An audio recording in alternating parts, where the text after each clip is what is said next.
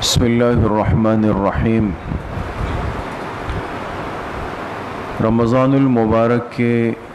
روزے رکھنا ہر عاقل بالغ مسلمان مرد عورت پہ ہر حال میں فرض ہے، سوائے اس کے کہ کوئی ایسا عذر یا تکلیف ہو کہ جو حقیقتاً اور شرعی اعتبار سے بھی عذر بن جائے۔ اگر اس کے بجائے بغیر کسی عذر کے یا کسی معمولی بات کے یا بغیر کسی سبب کے اگر رمضان المبارک کا ایک روزہ بھی کسی نے چھوڑ دیا، ترک کر دیا، تو یہ بہت بڑا گناہ ہے اور بہت بڑی محرومی کا سبب ہے۔ حدیث پاک میں جناب نبی کریم صلی اللہ علیہ وسلم نے اس شخص کے بارے میں جو رمضان کا ایک فرض روزہ جان بوجھ کے چھوڑ دے، اس کے لیے فرمایا کہ اگر پھر یہ بندہ بعد میں ساری زندگی بھی اس کی تلافی کے لیے قضا کرتا رہے تو اس ایک روزے کی تلافی نہیں ہو سکتی۔ تو آج یہ بھی بہرحال بہت بڑا المیہ ہے، کمزوری ہے کہ ہم معمولی اسباب اور وجوہات کی وجہ سے فرض روزے کو ترک کر دیتے ہیں اور ماتھے پر شکن نہیں آتی۔ دیر سے اٹھ گئے، سحری میں نہیں اٹھ سکے، پیپر چل رہے ہیں، سر میں درد ہے، پیٹ ذرا خراب ہے، روزہ چھوڑ دیا۔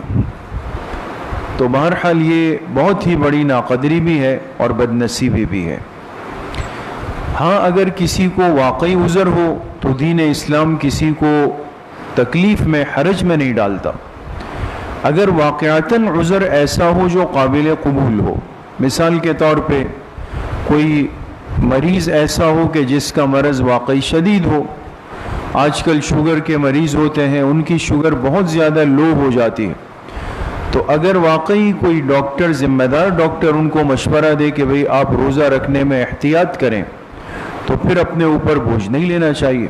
احتیاط کرنی چاہیے۔ بعض ایسے خواتین و حضرات بھی ہوتے ہیں کہ پیٹ خالی رہنے سے، معدہ خالی رہنے سے ان کی تکلیف بڑھتی چلی جاتی ہے، تو ایسی صورت میں بھی مسئلہ یہی ہے کہ ان کے لیے گنجائش ہے کہ وہ رمضان کے روزے ترک کر دیں، بعد میں جب موسم ٹھنڈا ہو جائے، سہولت ہو تو ان روزوں کی قضا کر لیں۔ یا اسی طریقے سے اگر روزہ رکھنے کے بعد کسی کی طبیعت خراب ہو جائے، چکر آنے لگ جائے، الٹیاں لگ جائے، موشن ہو جائے اور روزے کو مکمل کرنا مشکل ہو